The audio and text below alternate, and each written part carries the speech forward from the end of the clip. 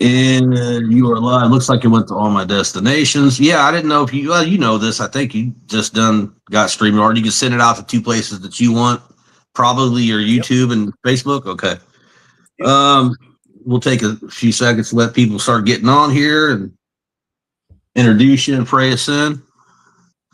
By the way, thanks for having me on yours. What was it, a week or two ago? Yeah, last week. Pretty awesome. I replayed it and was like automatically kind of critical of myself. I'm like, there's so much I didn't say. Do that. I know. I just, I think I'm better if I got asked questions too, but it was pretty decent. And I'm glad it got out there so much because it's not about like what I thought of it. It's about what God can do with it out there. And the numbers do matter, not to us, but to God. So, if 5 people saw it, great. I know God did something with that, but it was a little bit more than 5, and I'm happy with that. And I appreciate you returning the favor and sharing your testimony with us tonight. It's an honor, man. For the 25th time. This will be you telling your testimony for the 25th time. No. This is actually, I'm a rookie at this right here. I've never done it. I just had to say that. I was basically like, what? Yeah, this is I think your notes are wrong. That's what I was sitting there thinking. Like, get the nerves out, man. There probably ain't any anyway, but yeah, this is what up, everybody? GBR family, everybody on YouTube, Facebook. I'm assuming the I Am Living Proof podcast and Jason's page and family and friends. It's on the spot time. This is Jayson Richmond, and like I said, he's got a podcast and YouTube channel entitled I Am Living Proof, where he does things like this, like these live testimonies with brothers and sisters.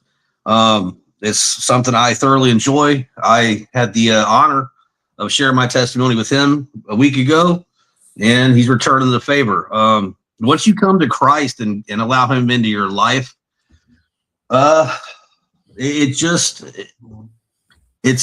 a feeling you don't want to let go of. And whether you're 20 years into this journey, whether you're a year or two, just like me and Jayson, I guess they would still refer to us as infants on this walk, and maybe we're still even drinking milk and not eating meat yet as far as knowledge goes. But once you know something's real and that you didn't really do it, it was done to you and for a bigger reason than just yourself. That's a big thing. And for me, it was kind of like fulfilling all the things that I was trying to get and attain years ago in my selfishness, to like fill these voids what I didn't even really know were there. I just think it's required really to share a form of the good news, which is the good news that Christ saved us from ourselves. Our testimonies, I think they're absolutely essential these days. It doesn't tell people who God is. It tells people what God has done for you and what he can do for you in your situation. So Jayson is gracing us with his presence tonight, man. And thanks for taking a shower before you got home. Yeah, you guys didn't want to see me about 45 minutes ago. It was nasty. He works about 1,300 feet underground, coal mine. Very respectable job, man. And something that I would easily say I could not do. And just respect you all the more for that and sharing your time with us tonight after what I'm sure was a long day. Yeah. Let's see what else I want to do. I'm going to pray us in after I say this disclaimer right quick. This is something I feel like I have to start doing more often. I know a little bit about Jayson's story as I get these little mini testimonies from people so I can write up a description for the event and get some questions, but I never know everything that's going to come. And by saying that, we cannot sugarcoat or edit these testimonies of what God has done for us.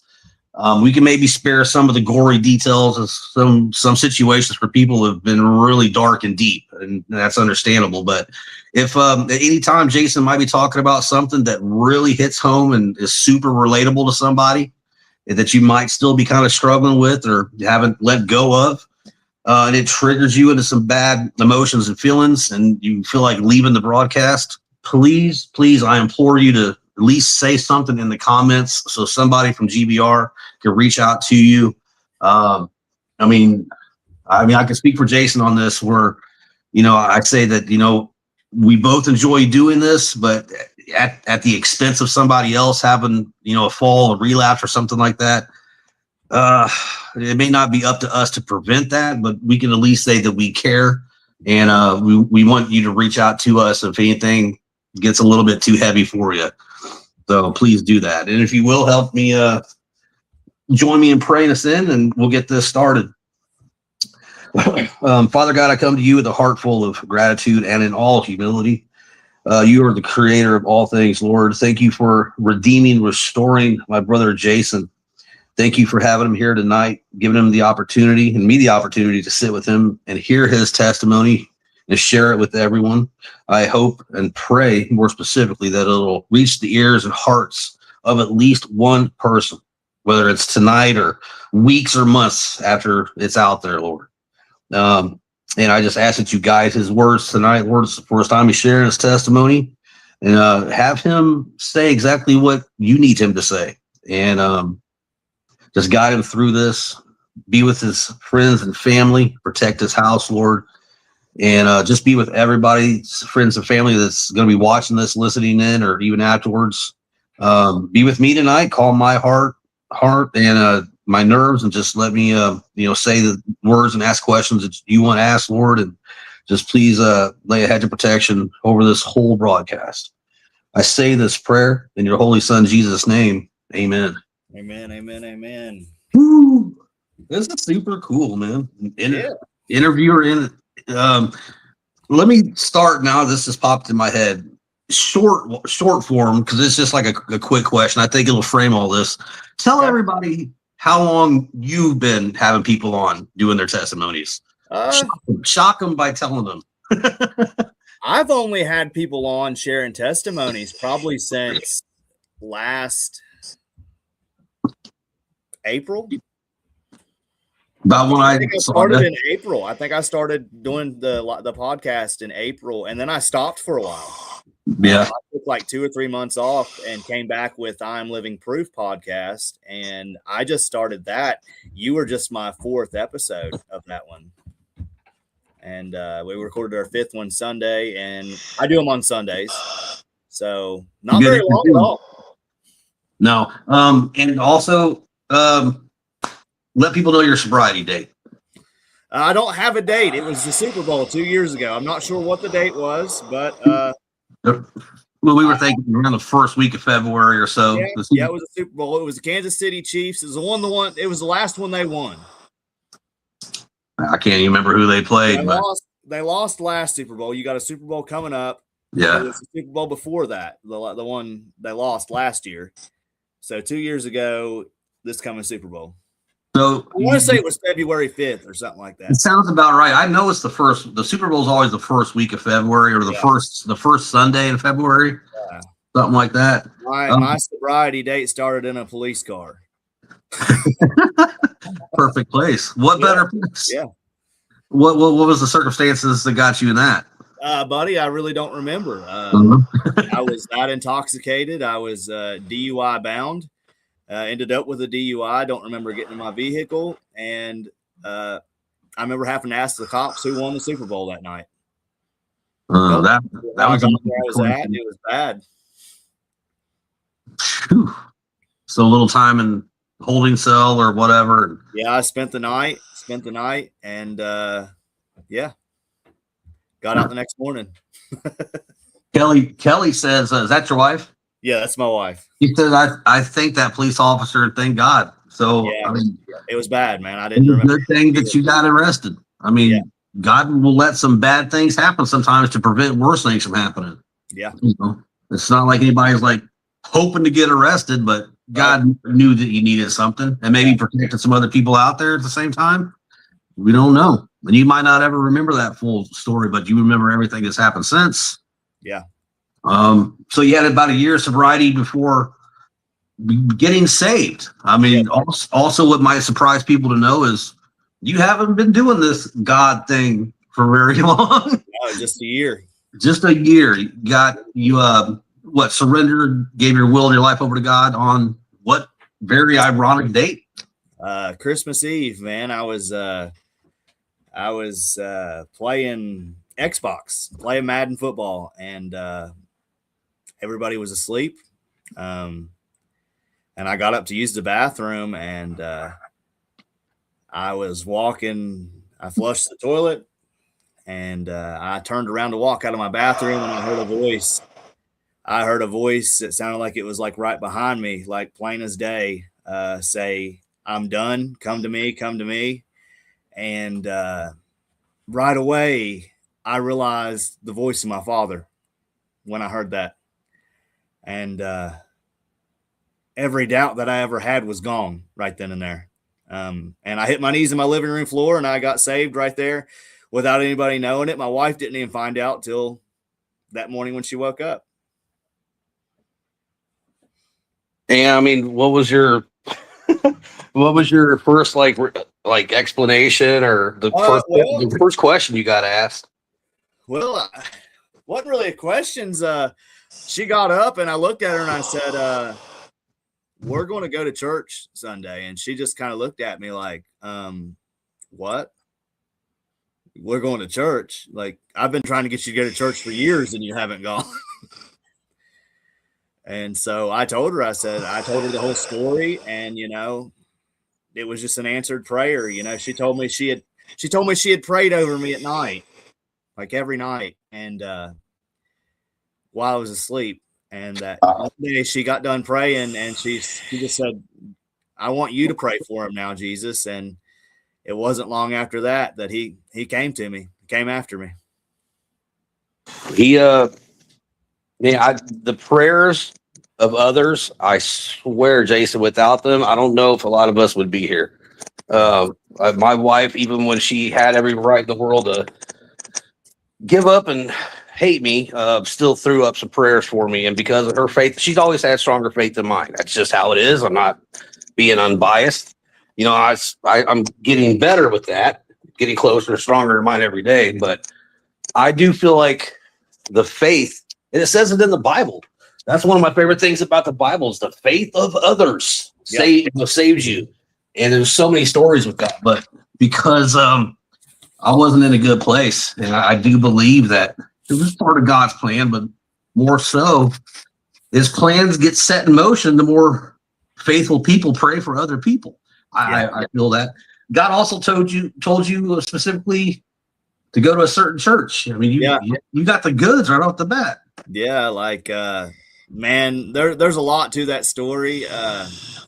He did tell me that the church I needed to go to was right down the road, and it just so happened to be when me and my wife moved to this town of Princeton, West Virginia here about 4 years ago. When we would pass it, I would make fun of it. It was Lifeline Church. It was this really, really, really big church. I would joke with her about how they probably had to pay for parking, how they had an ATM machine in the lobby probably. And I was just very disrespectful towards the church, and I'm not proud of it in any way now. But, looking back at, I think God has a sense of humor. He placed me in that church that I sat there and made fun of.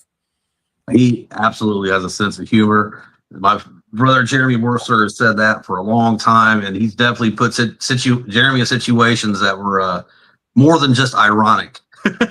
Humbling. They're very humbling at the same time. I mean, so you were a person that you guys have settled into that church though now, right? You've gone before this though, before the 24th, December 24th, you wasn't too into God. You didn't have like much of a desire. I'm sure you heard of the name and maybe heard of Christ, but you didn't. Was you just a non-believer, or were you like anti? Would you go out like mocking Christians or? No, I wasn't anti. I grew up in church. I went to a Christian high school, but I had some events in my life happen, and I chose to convince myself I didn't believe in God and that he wasn't real. And I tried to convince the people around me that he wasn't real. Well, is that because of other people's actions that made you? These were all due to my own actions that these things happened to me, but I blamed God for them instead of taking accountability and responsibility for my actions. I get that. I love how this is starting off, man. Let me do this. Let's pull it back in and take us through this. You're doing great so far. Starting really kind of just, home life as a kid. Tell everybody about your upbringing, siblings, parents, how life was in the home. I was born in 1987 in a little place called Lincoln County, West Virginia, and my dad was a coal truck driver. My mom was a stay-at-home mom. My dad was not always the nicest person. I don't know if he was stressed out with work or what, but he wasn't always the nicest person. My mom did everything she could for me, but my childhood I felt like it was good up until about 5 years old. I was at school and I got pulled out of school early, and my grandpa picked me up and he said, "There's been something happen at your house." And, as a 5-year-old kid, I was like, "What?" And he said, somebody broke into your mom's house, attacked her, raped her, and we got to go home. And you were 5 years old? Yeah. Did you even understand what that word meant? Okay. From there, my childhood was bad. I vowed as a child to kill that man. Understandable. I don't think any child should have to go through that. I don't think any child's goal at 5 years old should be, well, when I get older, I'm going to kill the man that attacked my mom. I'm going to kill the guy that destroyed my family, that split. Because my mom we ended up leaving West Virginia after that happened. My mom was scared. She went to Ohio. We moved to Ohio, Springfield, Ohio. And from that age, man, I just vowed to I was going to hurt that guy for taking my dad away, for, messing my mom up, because my mom wasn't the same after that. She just wasn't. And how did he take your dad away, though?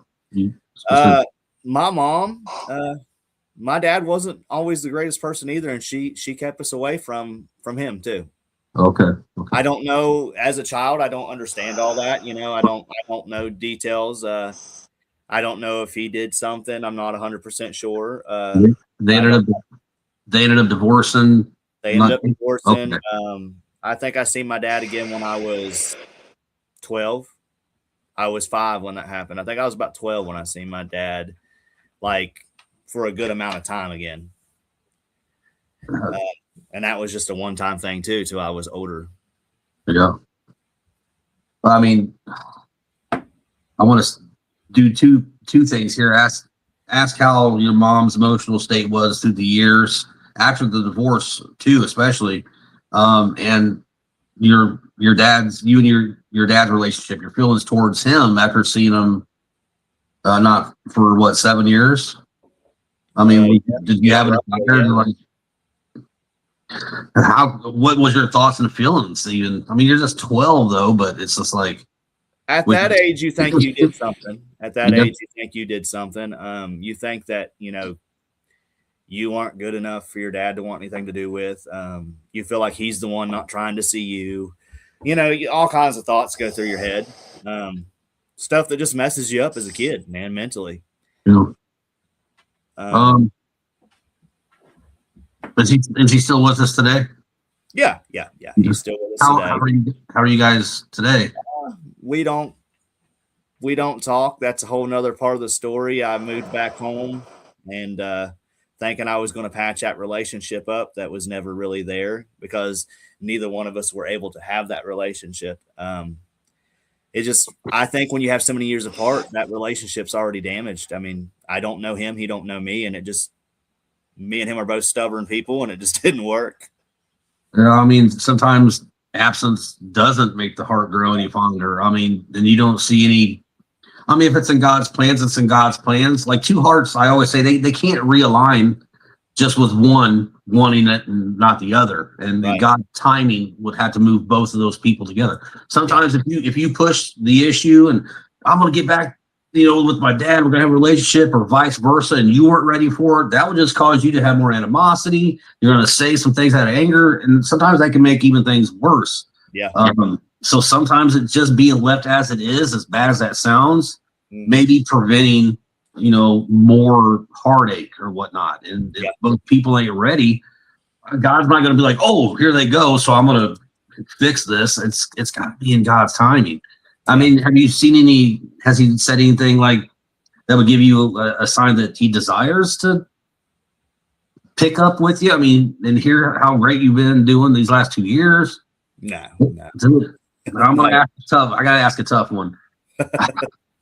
I mean, let me give you this first, because you're giving me so much. I met my dad twice. It was under circumstances that I needed help from him financially. And that was it. He died in 2006 at the age of 51. That is what it is. I've never really been able to process, like, I've blamed a lot of stuff on I didn't have a dad, which is legitimate, but I've used that more as an excuse to kind of not have my life in order. You know what I mean? Now sitting here all these years later, I think it would be cool to, like, talk to him about just stuff that's going on recently. Like, we can't go back in the past and fix nothing. He don't owe me no apology. Stuff happens. Right. I don't need to know all that stuff. That's not going to help me out right now. He's not in charge of my healing or nothing. He's not responsible for that. But how much do you desire that? I mean, is it just the way it is? Or are you kind of indifferent, or do you hope someday God might restore that? Or store it, since you said it was really never there?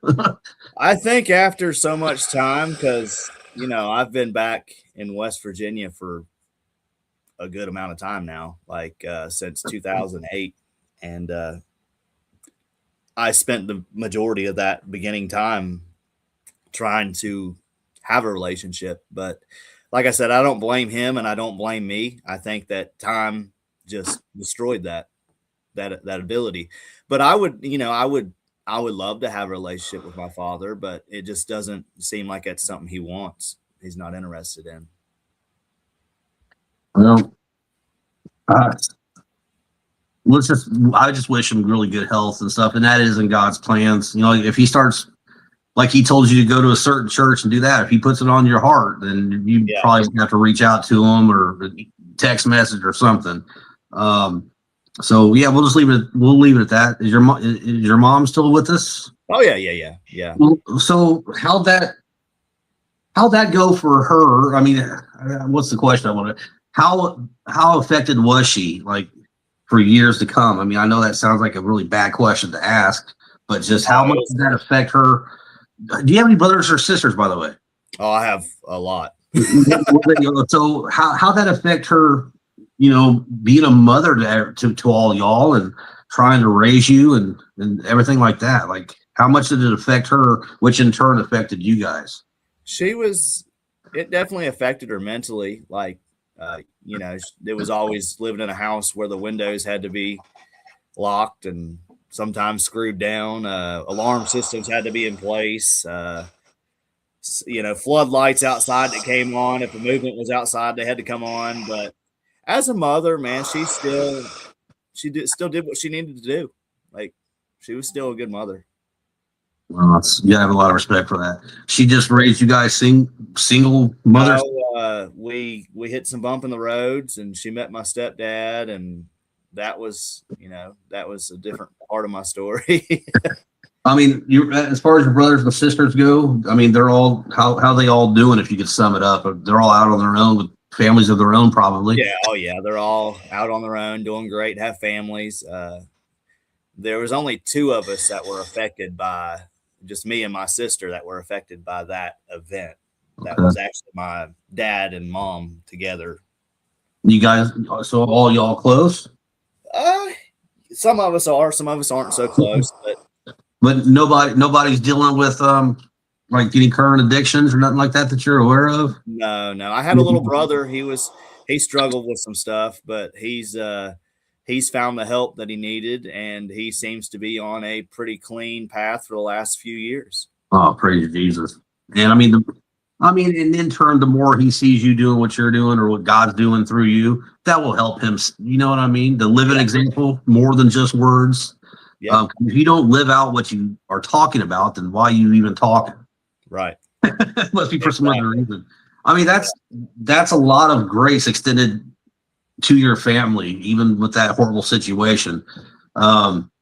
All five, you and your brothers and sisters, all are doing okay. They're well. They're healthy. That doesn't happen all the time. And I mean, so that's really something I think God should get all the glory for on that. Yeah. Let me get on to this one. When did you? I got a two. I'm going to add these together. When, like you said, you grew up with God and in church and went to high school that was Christian based. So when did you first hear about God?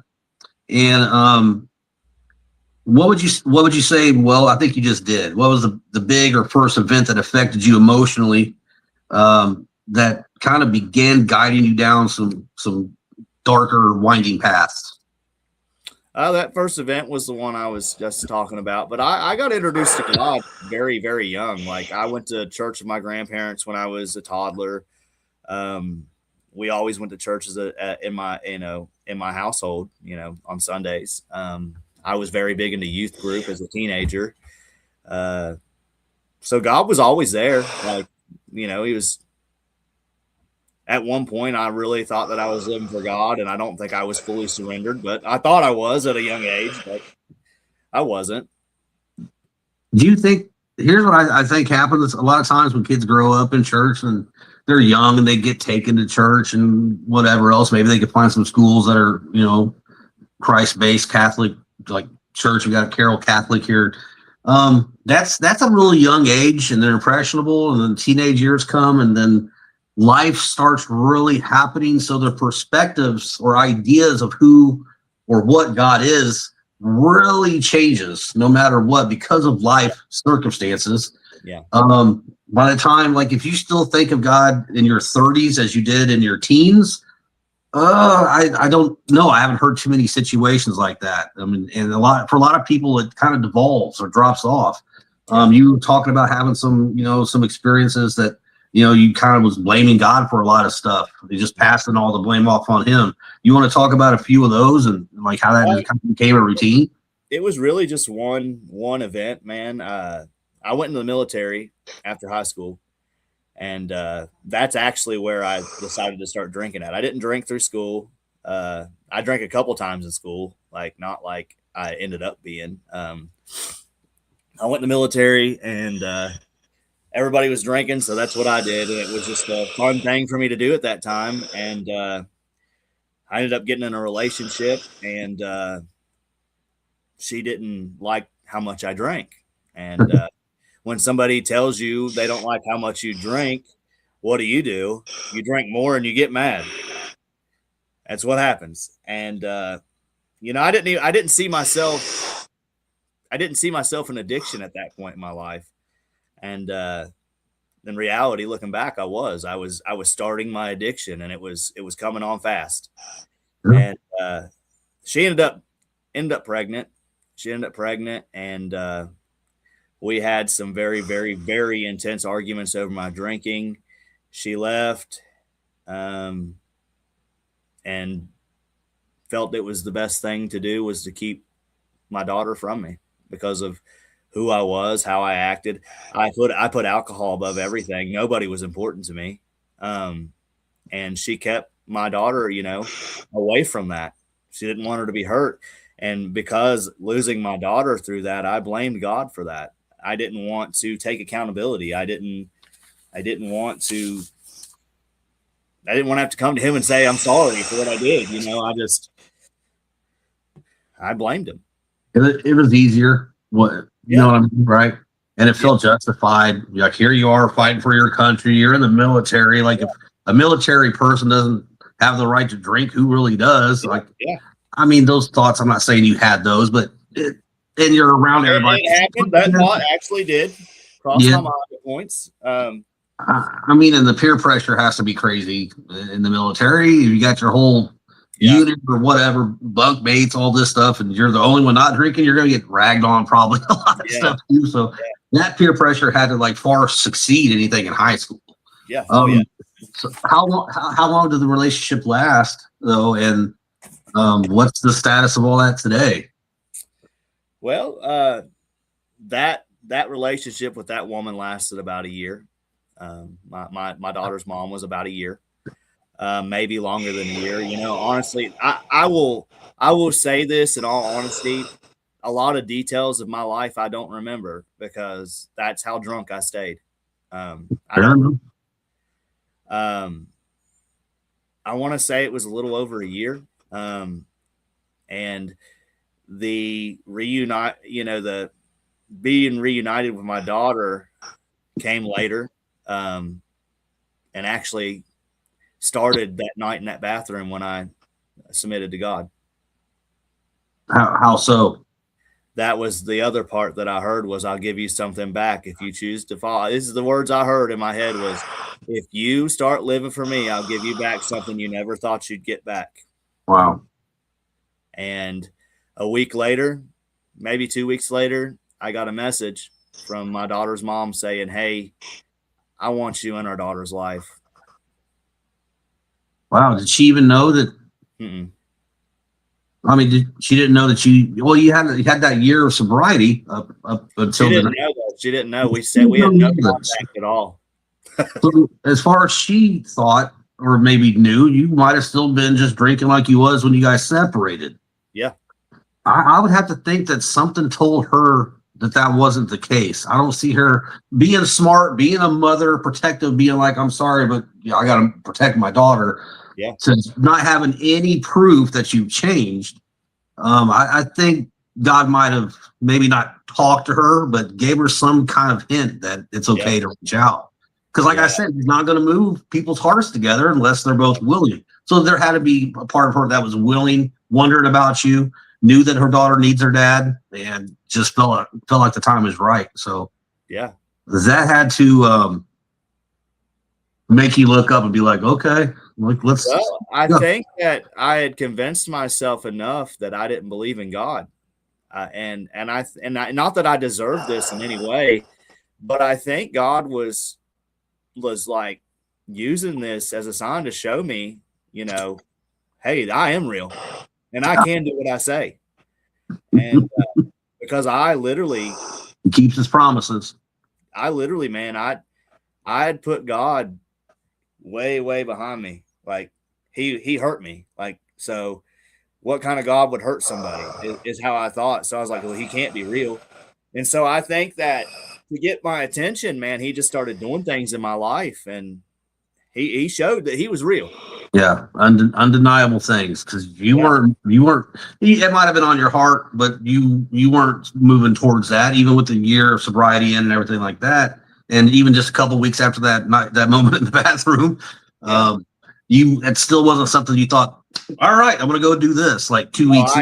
I had gave up on that. I gave up on that relationship. I didn't see it ever being a thing that was possible. Did you want it though? Like when that happened, like when you got the text message or whatnot, was you like kind of hope, like filled with joy, like, because you kind of put it off to be like almost indifferent to it to a certain degree. Did that kind of like fill you with some type of joy and excitement of like, I don't know how this is going to work, but this is from God, so I'm going to trust them? My reaction was I hit my knees again. I hit my knees again. And I said, God, you are real. Man. It's only he that can do that, man. That's why I'm not going to get off on a tangent with this, Lord, but for all the non-believers out there, man, I pray for them really almost more than anybody. Yeah. You know what I mean? The believers, they got God. They got people's prayers. But the non-believers that haven't had those moments or don't think they could happen, something that's so miraculous. I'm going to call that a miracle. What God does are miracles, because it's not anything that we would even think to do, let alone know how to go out and do it and sustain it. Only he can do that.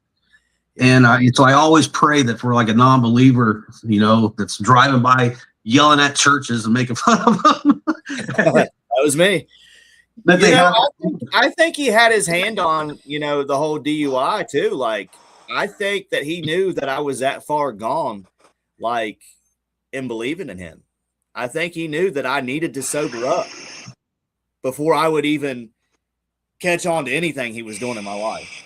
Yeah, I mean, the brain had to restore itself, and I mean, he does it at his pace. That's why I realized early on that, like, once good things start happening for you, that's great. But everybody literally is on different levels and paces because of God's will.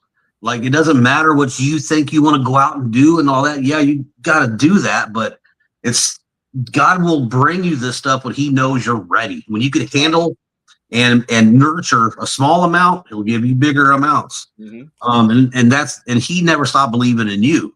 So that was really the key. When you thought it was just you and your decisions and your will and choices, and that's all there was, God was like, nah, I got something better for you. Pay attention. Yeah. And it grabbed it. How many years did you spend in all, drinking and drowning in alcohol, making bad choices? Oh, goodness, man. Let's see here.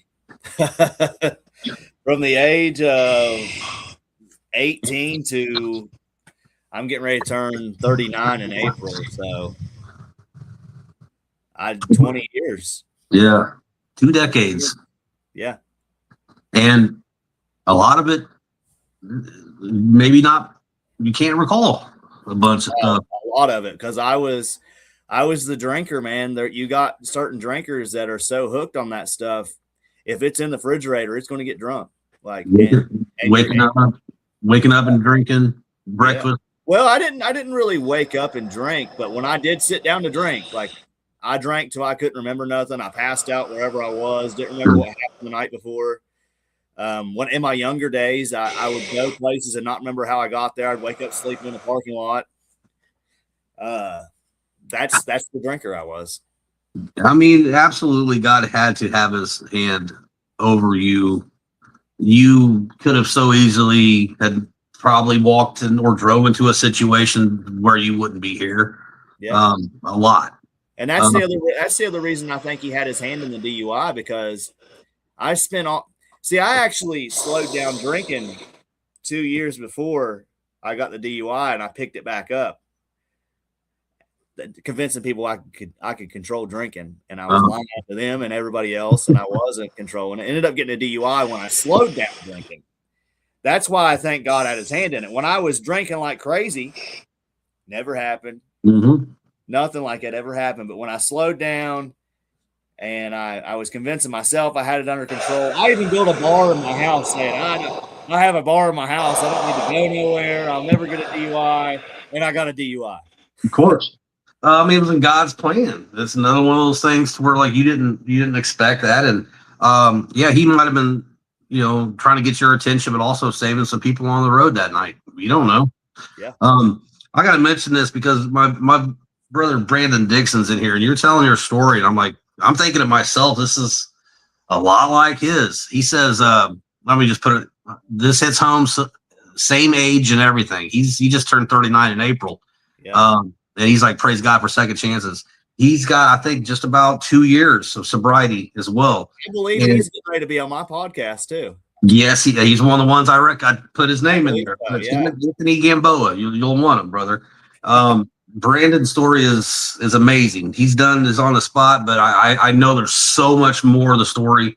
I'm just grateful to have him in my life. But yeah, you were saying that. I'm like, holy cow, you talked about how sometimes stories are very similar to other people's. And I mean, yeah, almost to the day, the same age. And that small world, man, that's just what God does. Like, I feel like He's telling us something with that. And I mean, I didn't know your sober time. I didn't know the age or nothing like that. So just kind of wanted to mention that's just strengthening and healing in real time. So 2 decades. What was the worst moment of your addiction? And for you, or that your addiction caused somebody else? Man, there was a lot of bad ones. Maybe one that is still, the ramifications are still being played out today. No, I don't think there's ramifications being played out. I mean, losing my daughter was big, but God stepped in and intervened in that.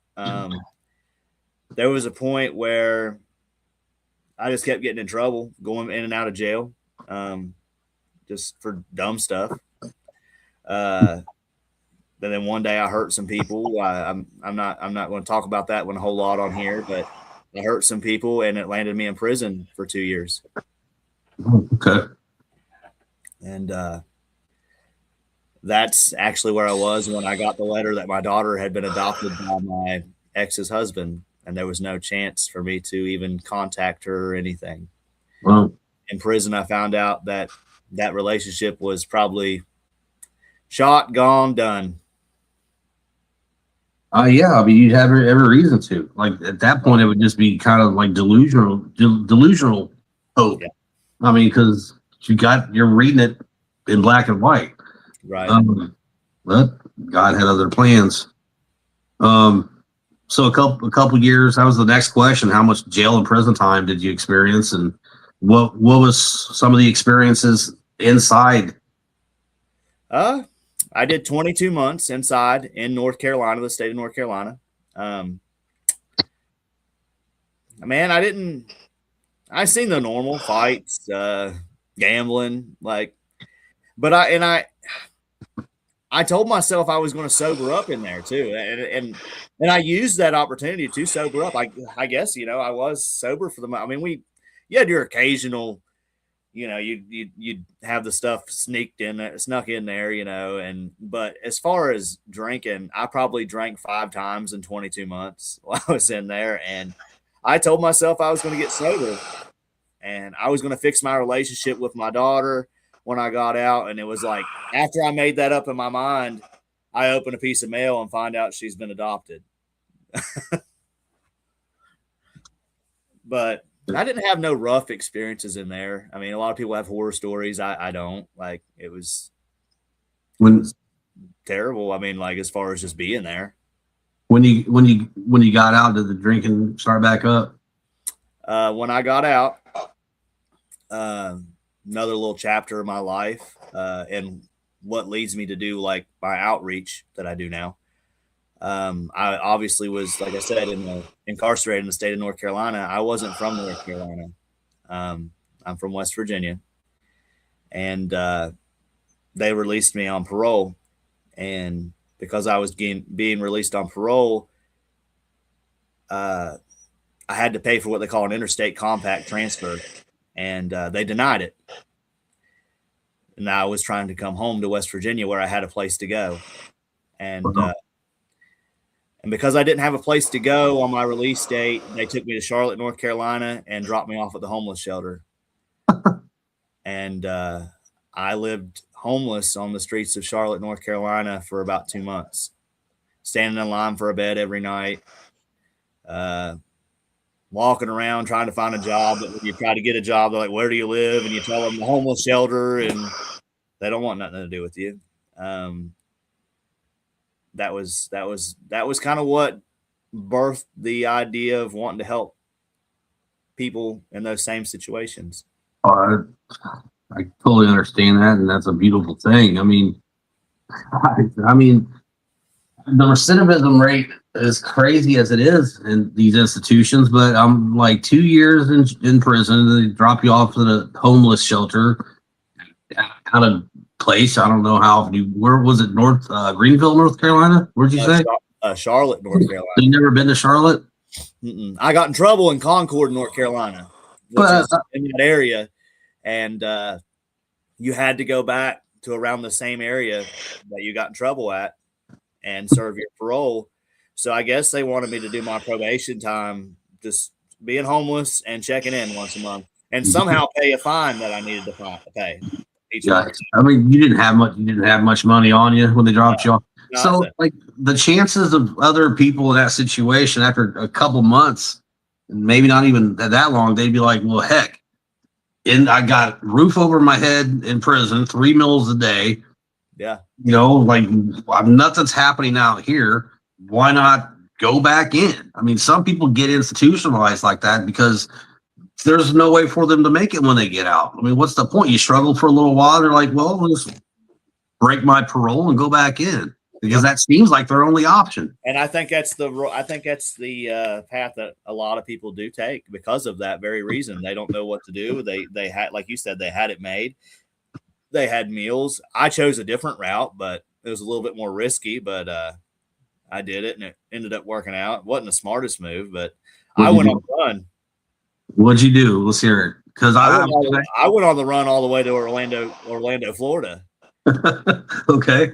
I had U.S. Marshals looking for me at my grandma's house and everything.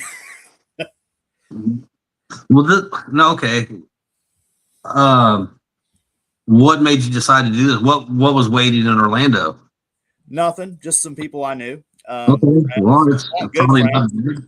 But my idea behind that was, in my head, was like, if I could just get in a courtroom and a judge can hear that I have a place to go in my hometown against, versus where I'm at right now, staying in a homeless shelter where there's no chance of success at all.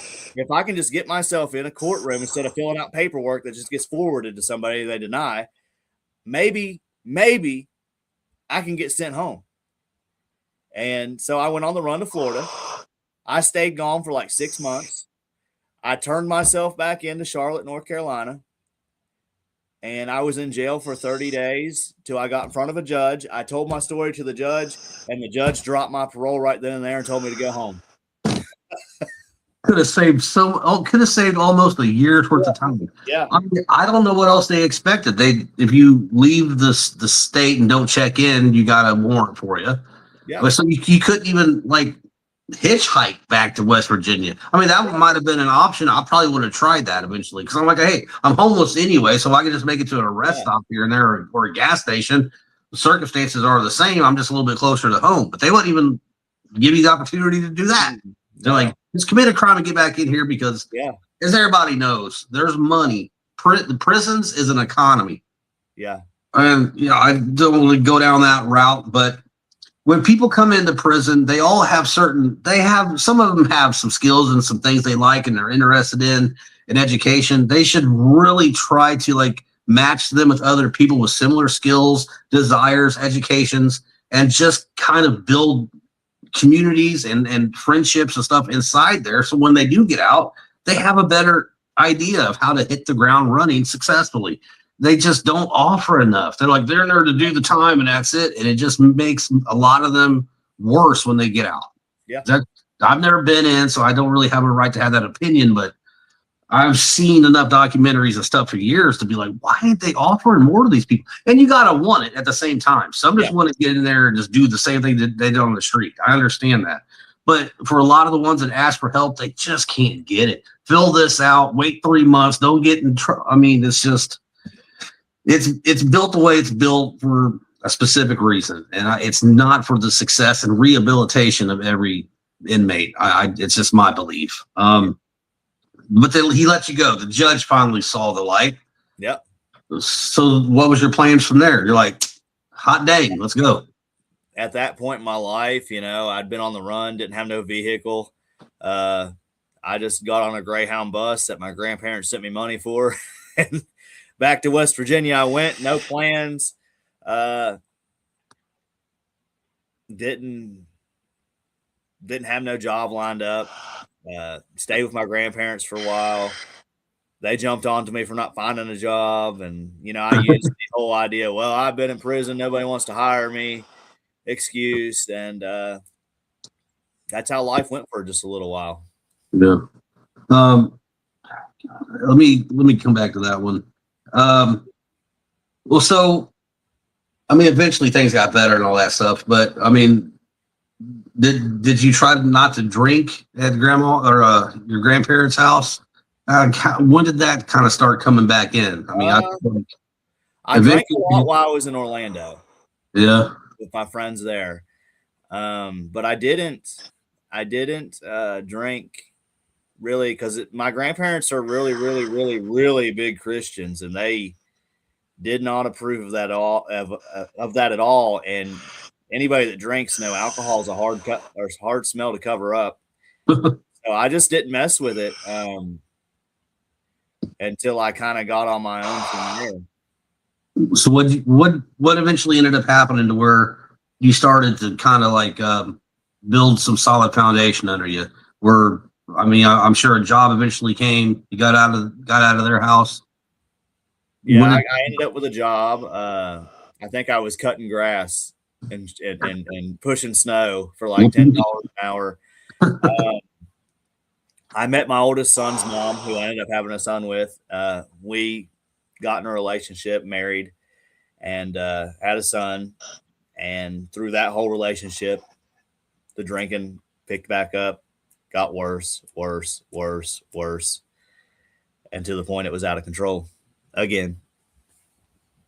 Was she like the mother of your daughter? She wasn't a big fan of it either, or did she at first she drank with me, but I kind of have that influence on people. Like the people I'm with will drink with me at first, then they start seeing how big of a problem it is, and then they're like, whoa, what did I get myself into with this guy? Sure. He doesn't stop. Like, it becomes I learned this the hard way. It becomes a very unattractive habit. Yeah. And the people that you love, we'll just say wife, girlfriend, husband, whatever.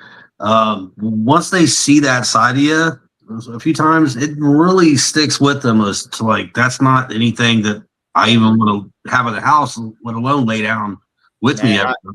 My son was born, and for the first 2 years of his life, we were together. And both birthdays that we had, I don't remember because I showed up drunk. One of them I was supposed to deliver. I was supposed to go get the pizza for the birthday party.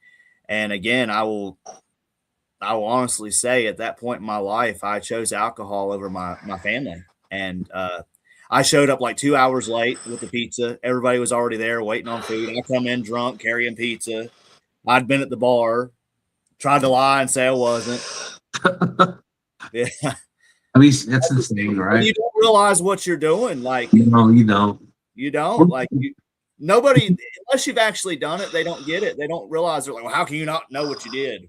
Or how could you even think we would believe something like that? Well, in my head at that time, I thought I was coming up with a really good story. Yeah.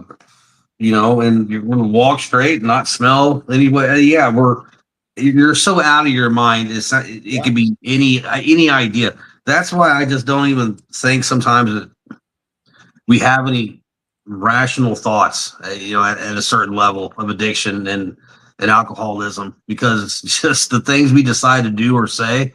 There's no way in the world in a sane mind we would choose to try to lie like this or do this, or I'll take the pizza 2 hours later to my son's birthday party. Like, none of that is normal.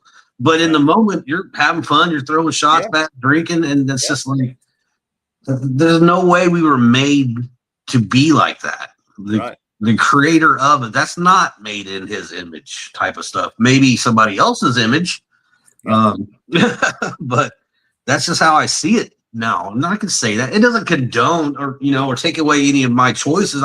We both put ourselves there. Yeah. But at a certain point, I think the devil comes along and he's like, this is going to be easy and fun for him. How many times did you try to straighten up, as you put it, on your own accord, your own strengths, your own intentions, before it really held for good? Maybe once. No. Maybe once or twice. But I don't think any of them were genuine. No. I mean, you like sobered up for a while, had some time. There was one point, and this was just 2 years before I actually did get sober. I decided, enough was enough, and I quit drinking. Well, then I had a guy ride with me to work that drank, and he would drink on the way home, and I didn't have I guess I wasn't man enough to tell him I didn't want that in my car. And I let him drink on the way home in my car. And again, refusing to admit that I was an addict.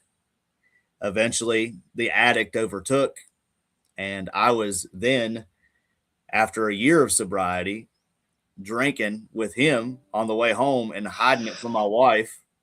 And I did good at hiding it that time, but because I was drinking at night and, I didn't get home till 2 a.m. I'd go shower, brush my teeth, and go to bed. But yeah, I think it was the one point in my life where I actually tried to sober up, but Satan got back in there. Oh yeah. It's funny how, yeah, those are real big tests when you're doing it of your own, and you might have had pure intentions. You were like making this decision. I've had enough of this, but it's all us, and we, pun intended, that cup of motivation and determination runs empty real quick, especially when it's in front of you, because it's so awkward. I'm just saying, in the addict mind, because we're still addicts, we're just sober. We haven't changed nothing. There's been no circumcision or transformation of the heart. So all it took was just to hear like the can pop open or see somebody else drink, and you can't, like, the thought don't even come to your mind, really. I'm saying for me, not you, but of like, man, don't do that. Don't put that here. I have to get you out of the car. Like, we don't stand up for ourselves, and you just fall so easily back into it. Once you've had the transformation and the commitment, in my case, giving my will and my life over to the care of God, like, nothing has really been in front of me. I don't welcome that opportunity either.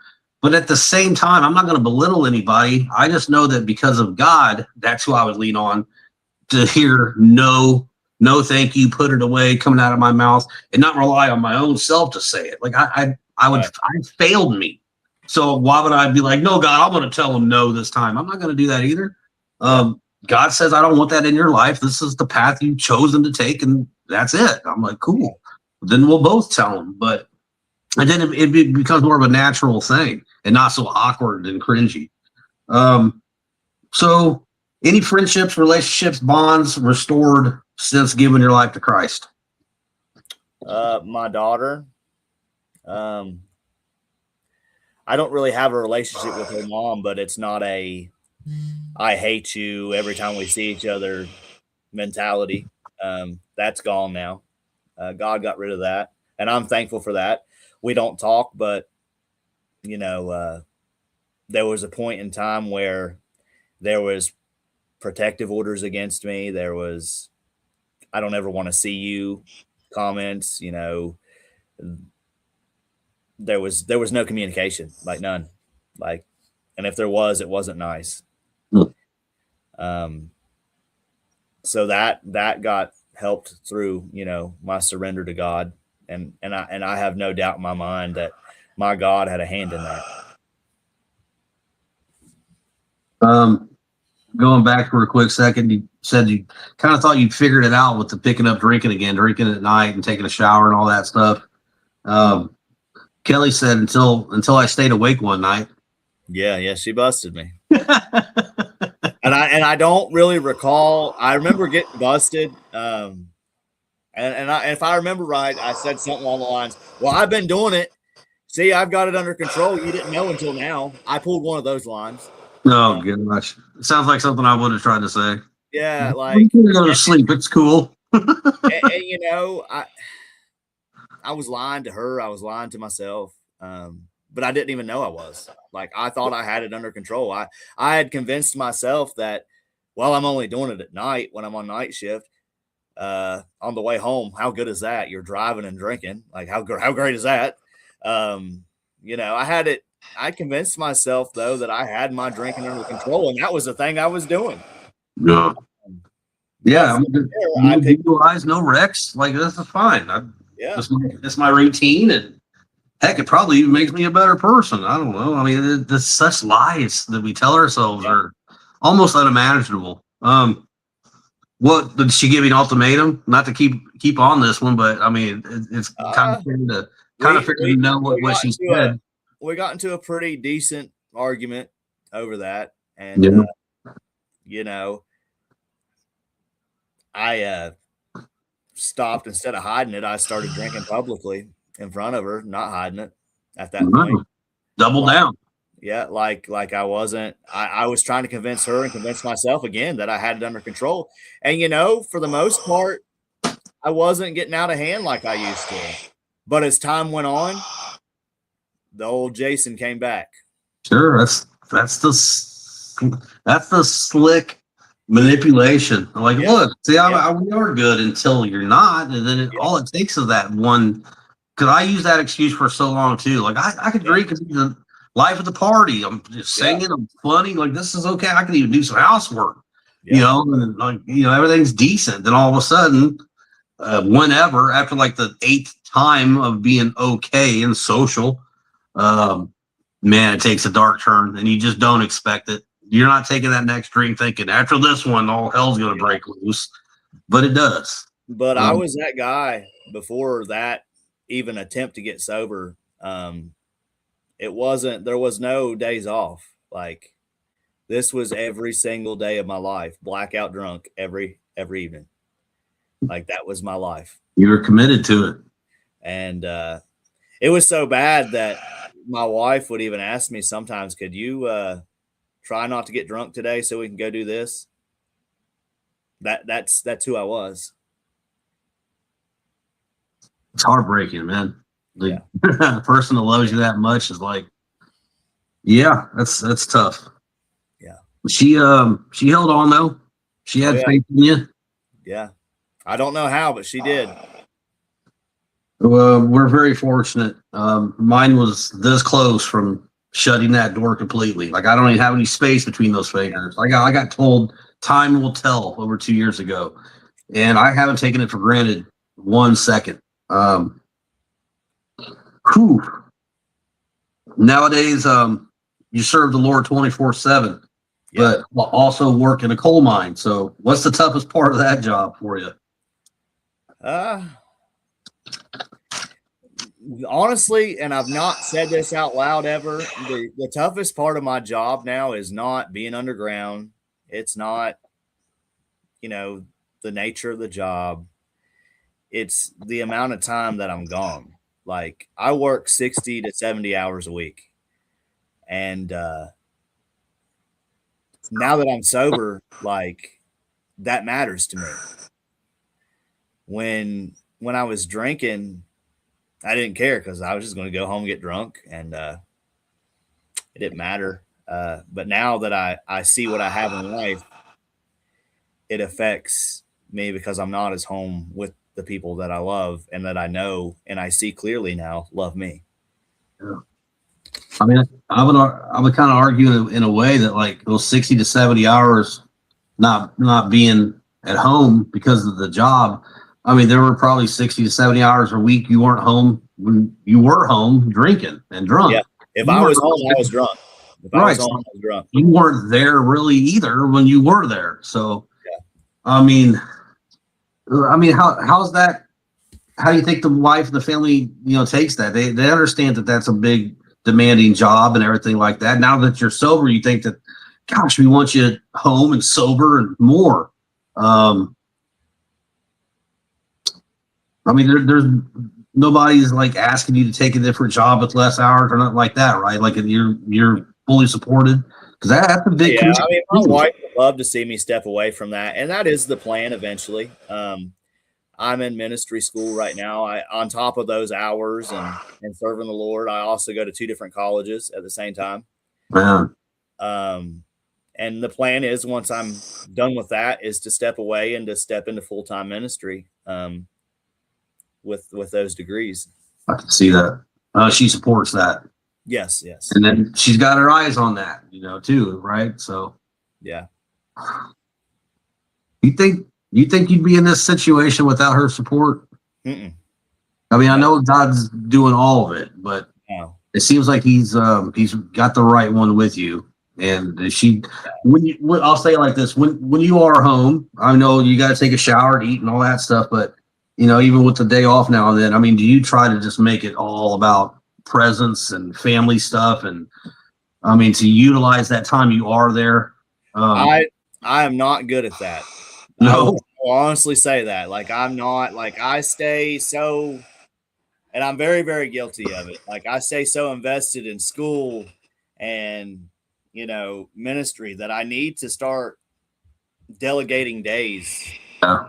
to Jason, my family. Like, ministry starts at home first and foremost, brother. I think God knows that, and He understands that too with the family. I think you'll start seeing more days carved out that just kind of comes naturally for that. Yeah.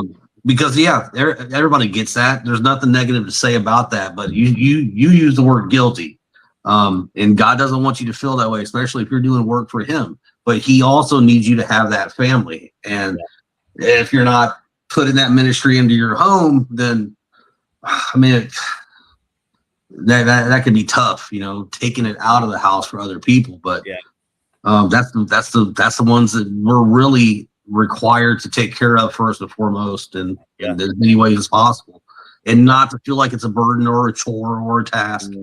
But you're young in this still. You're new, and I think if you go to God with that, He already knows. He just hears your heart. You'll start seeing as the days and months go on that you're going to start having an extra day here and some extra time, and that'll just become a normal thing. So don't let it eat at you. Okay. Here's maybe a tough one. This has been awesome so far, man. You good? Yeah. Are there any days where memories of the past come flooding back? If so, what do you do to combat those? A lot of people don't believe me when I say this. When I surrendered to God, like I fully surrendered, like everything. I gave my entire life to Him. And so like where I was an alcoholic, I can go to football games and I can smell beer and I don't want it. I don't have a thought, hey, I need that. You know what? I go, man, that stuff stinks. How did I drink that? Like, I think that way. I tell my wife that. Like, I chewed and smoked and I dropped those one day, just boom. And I've not wanted it. I know a lot of people that suffer from addiction don't always get it that easy. And I'm not trying to take nothing from them or say that that's not true, because I know that that's true. You do struggle with addiction. You do. But I think God really has had His hand on my recovery. And no, I've not had one moment where I've wanted to, like, I'm going to go home and I'm going to buy me a 6-pack and drink tonight away. I just can't stay sober. And I just haven't had it. I mean, that's part of feeling like a new person. Like that was your first person up until that moment where you became this new creation. And I do believe you. I've heard this is the one of the benefits of hearing from so many people. I've heard plenty of other stories. Brandon again, who had when that moment of surrender happened. He never went back to anything. He never had any relapses or nothing like that. And I mean, just in my 2 years, alcohol is definitely alcoholic. But also coke and crack came into play, and that was the bigger addiction, I guess. And whatever, sometimes it's hard to explain what God did, but when that was removed from me, like I haven't had desires, temptations, urges, nothing, bad days, hearing it on TV, jokes, blah, blah, blah. Like none of it. It just feels like something I used to do that I don't even have any thoughts to go do. It's not even like I'm disgusted by it or nothing like that. I just feel like none of it even belongs to me anymore. It just, God's like, look, I saved you from that. Now, when you talk about it, that's just a story of what I did for you, not so much what you did. And I'm grateful for that. I vape. I still choose. I choose to vape. I don't hide that or nothing like that. Right. I've had some addictions definitely transfer into other categories. I think food's still one. I've really given up energy drinks as of late. Those are horrible for you. Yeah. But I don't feel jealous or envious of that. And other people are like, I quit smoking like that and give all this up. I'm like, man, that's how God works for you. Yeah. It doesn't make me feel like, I'm blessed any less or anything like that or whatever. It's just something I just choose to do. I don't feel like I have less of a connection with God in any way, because I'm not hiding nothing. And that's kind of a big thing too. And when I feel like that's something to really put down, I think that'll happen. I mean, I expect it, but it doesn't stop me from doing things God wants me to do, because obviously He could use us in spite of us. Yeah. He always my 1 year mark from chewing and vaping is in like another month. I felt God calling me into ministry from the time that I hit my knees for some reason. I was enrolled in ministry school like 2 weeks later. And then one day, I'll tell you how that happened. The vaping and the chewing addiction just gone. Where I was called in the ministry, I wanted to tell you, I wanted to fully surrender to God. And I was still vaping, I was still chewing, and people do that. Like, that's just, people do it. And I did get up one morning and I prayed in the mornings before I went to work, and I still do. And I prayed a prayer that one morning, and I said, God, help, if there's something I'm doing that you want me to get rid of in my life, that I'm not aware of, that you want me to get rid of in my life, please give me the strength and the signs and the ability to do it. And that morning, I went out the door. And I went to Sheets, and I went in and bought my drinks for work and my snacks for work, and I left. And I got about halfway down the road to work. I wasn't halfway down the road to work. I was about 5 minutes from the gas station, but I was already running late. And I got to thinking, I was like, shoot, I meant to buy a tub of snuff. And I was like, well, too late now. I'm running late. So I reached down in my console to grab my vape. Wasn't there. I'd left it in the bedroom at the house. So I didn't have neither one. And I just, on my way to work, I looked up and I said, okay, God, I don't need any clearer of a sign. I don't need it. The sign's pretty clear right there. Wow. It's it. And from that day, I've not chewed and I've not vaped one single time and not wanted it. That is just proof of how powerful God is. Like, yeah, it is. I mean, that scenario didn't happen that often, right? Going to work, popping in there. And he says, if you believe it, it's done. That's what he says to us. If you believe it, if you believe in me, it's done. And that's what he did. I believed in his power, unlike I did in the earlier years of my life where I didn't believe in his power and I blamed him for everything wrong in my life. Sure. Once I started believing in his power, and he took something that I tried so many times to stop on my own, and it just never worked out for me. And like I said, a year, like next month, I think. Next month. I mean, was there, like, you had to get home and throw the vape away, probably, right? Yeah, and I did. It wasn't hard to do? No, you can ask. My wife can be she can be a witness to that. Like, I just, like, she don't even understand it. Like, she gets it. Toss it away like a banana pill, like it wasn't nothing to you. It's done. That's because she vapes, and it's something she wants to stop. But I think I gave it to her. I don't remember when I threw it away. Like, okay. Like I just, you were done. Yeah, just done. And again, I don't fault anybody for vaping or chewing. No, I don't. I was asking in my life, what do you want me to get rid of? Yeah, and that's a funny thing. I don't want to take up too much time, but I was smoking and chewing now and then. I was doing those other patches, then back to vaping. I've been all over the place with it, but the chewing and the pouches has been gone for quite a while now. I don't think I'll ever go back to them. The cigarettes I replaced with the vape. I don't feel as bad when I vape, I guess. Some people say it's worse than cigarettes. I'll give into that, but it's something I just really still choose to do. Like, so I know if I go to God and be like, remove something in my life if you don't want me to do it, but I'm still like just not ready to do the vape. Like, I can't go to him in false prayer. Yeah. Because I'm not ready to give that up yet. I mean, I don't want to, and I'd like to quit, but I just keep choosing to right now. So, but if God shows up and he's like, look, you're going to throw that away and that's it. And I mean, I'll trust you. Then I'll be fine with that, because there was no like withdrawals or psychological stuff with the coke and the crack. Yeah. So I don't think that's as bad as this vape. Like, I mean, I mean, if people were hitting the vape pens and stuff as much as they were the crack pipes, then something else is in that vape. But an addiction is an addiction. It's really psychological. So on them vapes, I'll show you. I'll give you an example of the power of God on them vapes. They smell so strong, right? You know, they have a scent to whatever flavor you're smoking. They smell. Yeah. You know, my wife can vape in front of me and I don't even smell it. Wow. I don't know why.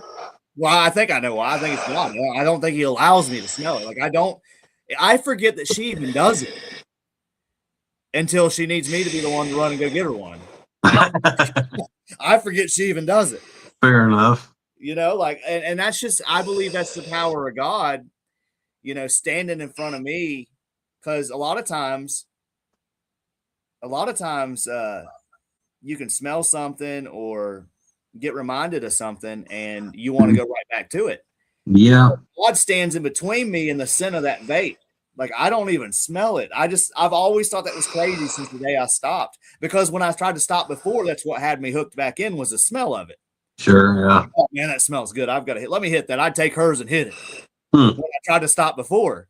But when I said that prayer and fully surrendered, like, I don't smell it at all. Like I said, I forget that she even does it half the time. That's crazy that you wouldn't smell it, because yeah, they're potent. Yeah.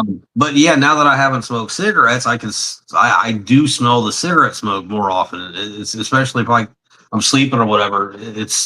So that's kind of weird. I don't know, but I do know this. I can say this in all earnestness, that I can't see me. I think the majority of my years of vaping and smoking and all that stuff, I think that they're behind me. Like, I'm not going to be like, this is the year I quit and I'm going to quit. I can't do that. I mean, God's done what he's done without me making any, declarations. So it's just something I know I'm moving towards. But I'm not in a hurry, and I don't let it make me feel like I'm any less than this follower of Christ or this one or that. It's not a requirement. These bigger things. Like, this is something I'm sure he doesn't prefer, but the things he's removed from me, this is not going to get me kicked out of the house. Right.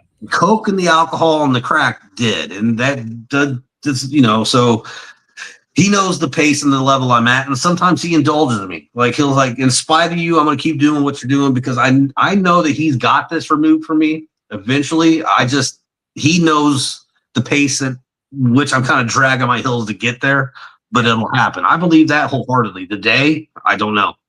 That's what's crazy about mine, man. I didn't even know I was going to stop. I didn't think I was doing anything wrong. Like, I was just going to keep going on. So that wasn't one of the things you had in mind when you made the prayer. Yeah, I didn't have any clue I was going to quit. But God said, okay, well, you're giving me your will on this one, so here we go. And that's the card he drew. That's why I say people have all these priorities that they make in their life. They write down their 10 top priorities, and they start working on these. And I'm like, well, how do you know, if you don't run them by God, what his priorities for your life are? Right. He might have you be working on number 7 today, and you got 7 at number 1 or whatever it is. It's just like his priority list goes right along with his will be done. Yeah. You can't just be like, okay, God, I'm going to work on all this for the next 3 months and hope you're cool with it. Like, it doesn't, maybe you get lucky and they are, but so I'm an open book. He knows my heart. Yeah. I'm like, look, if you really step in and move me and give me that clear sign, I take it as obedience at that point. I mean, that's got to be me. But even if I fail and pick back up, he doesn't love me any less for that. There's lessons I have to learn the hard way. I don't want things just removed from my life. I want to see the errors of my ways and learn how to prevent the same thing from happening. My life's always been one big cycle. So I kind of appreciate the struggle sometimes that I create myself. I just don't want to be like, oh, I'm in trouble, help me. Like, I don't want my dad to do that all the time, because he's done enough. Yeah. Let's say this. What would you say your purpose is today? How do you you feel you're living up to that? My purpose is to serve God. That's how I live my life now. Everything I do. I don't think there's a moment during my day, you know, that he doesn't cross my mind, what he did for me, what he saved me from, um, how he loved me when I had nothing to offer. I don't think there's a time that doesn't cross my mind. And I feel like I'm one of them people. I feel like my purpose is to serve him and throughout different ways, through outreaches, through the podcast. I mean, just somebody being able to share their testimony helps them out a lot of times. It helps them out. It eases what they've been carrying when they can release it sometimes. Yeah. And you see that in people. Outreach, man, I feel like I'm serving God. I feel like outreach to me is serving like Jesus did. When you start reaching out to homeless people and people that don't have anything, those are the people that Jesus went after. Yeah. He didn't go after the rich people. He went after the people that society had wrote off. And that's what I feel my purpose is outreach. Outreach is like the podcast is my thing a little bit, it's not my main thing. Like my outreach stuff, that's growing into where I think God's called me to be. And that's my purpose, I think, is outreach. Helping fortunate. And you get your confidence for all this because of him. Yeah. Right.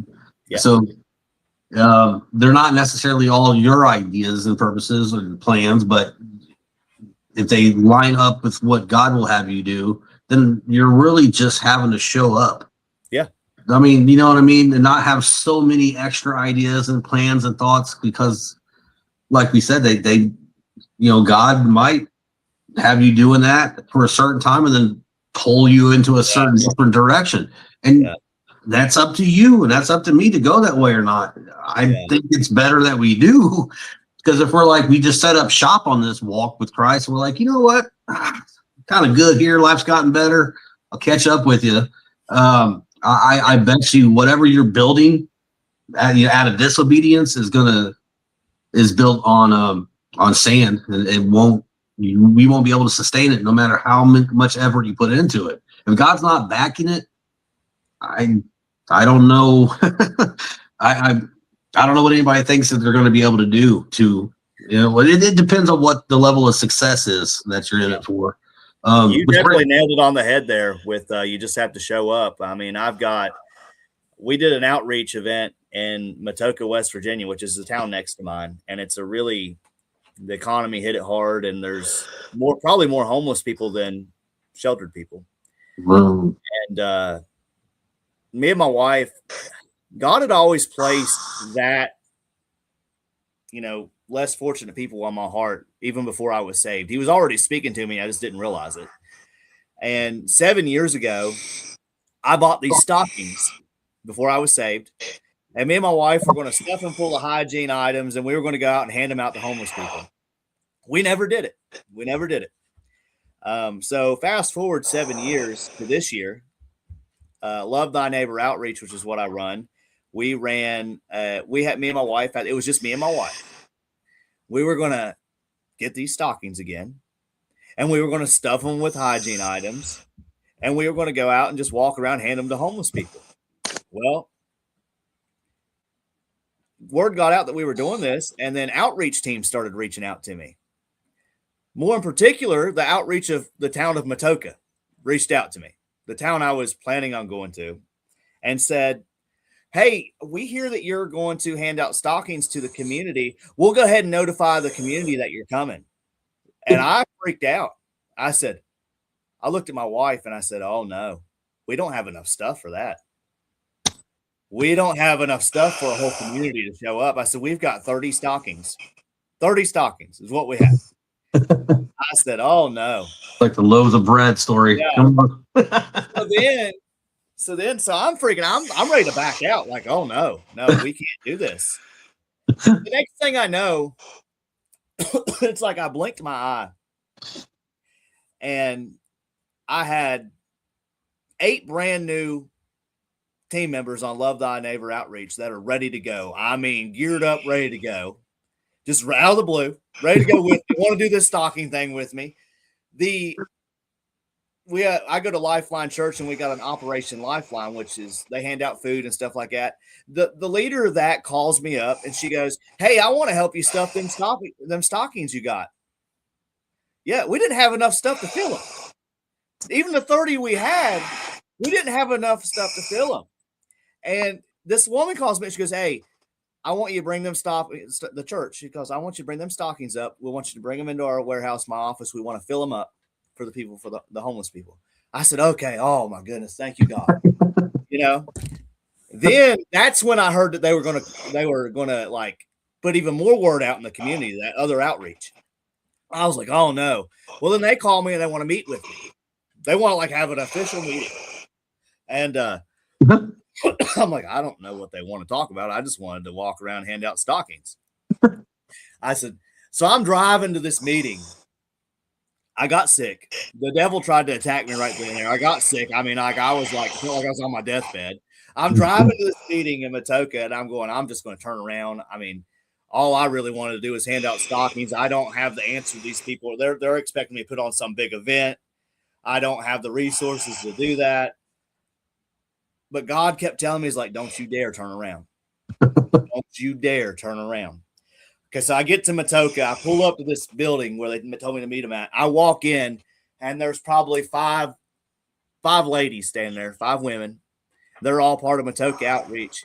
And they start asking me, like, "All right, so what's your plan?" I was like, "Well, I really didn't have one."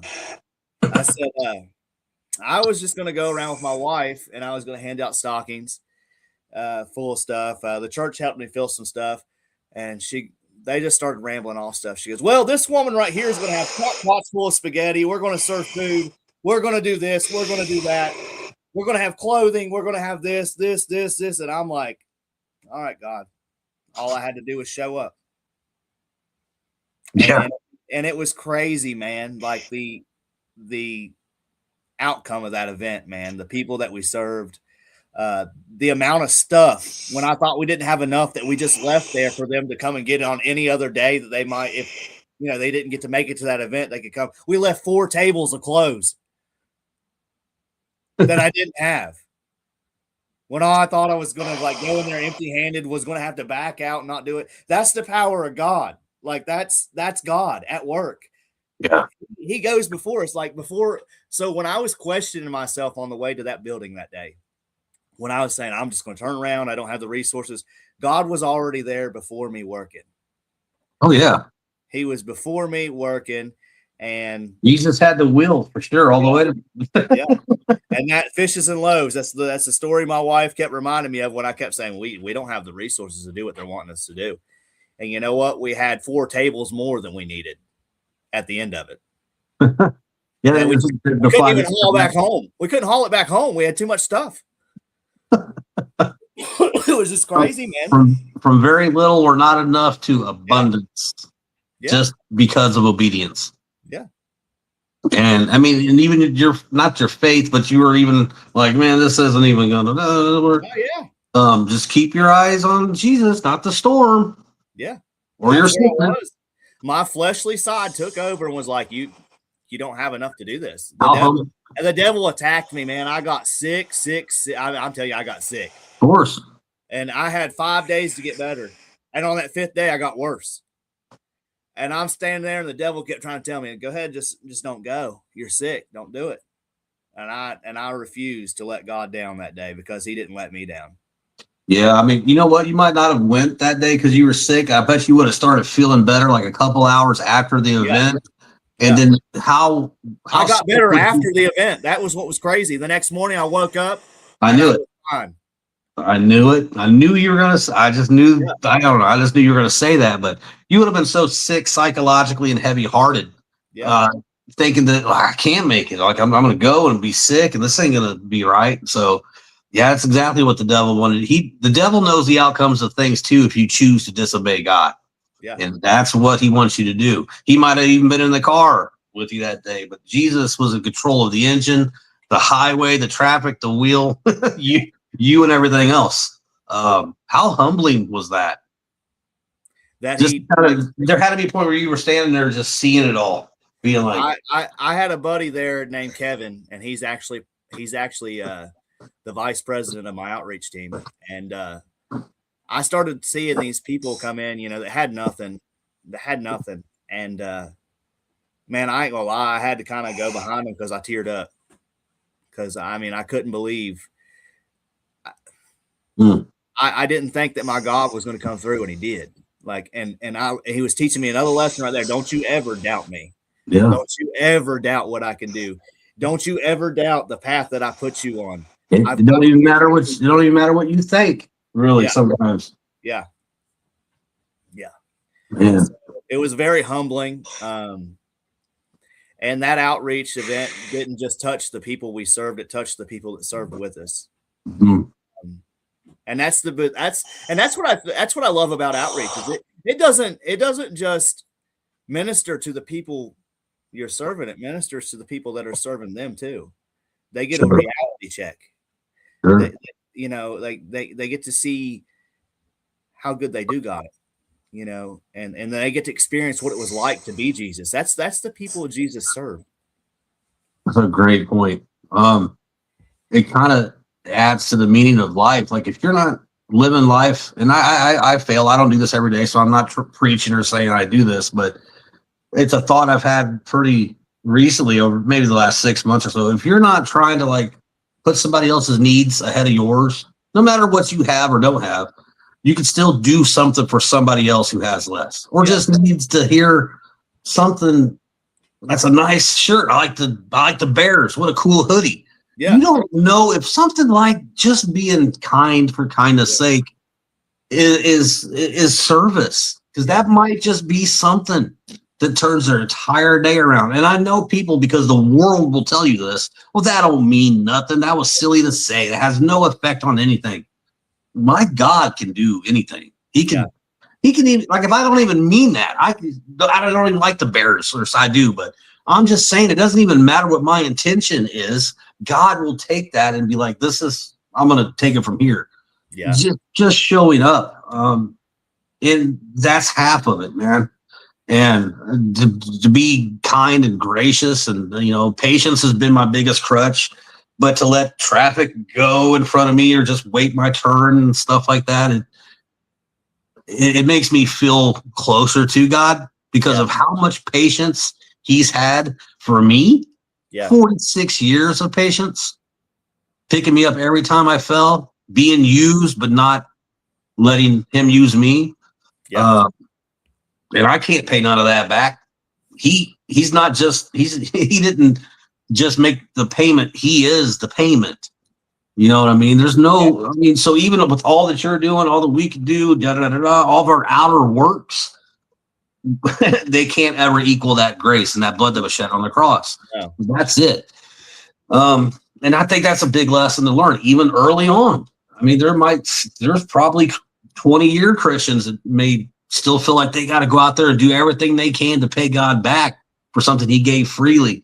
And I think that was something that was put on my heart, pretty early on. And it's helped, because, you think you get something so much that you don't deserve, then you got to get out there and try to like pay that back and earn it and deserve it and make yourself worthy of this.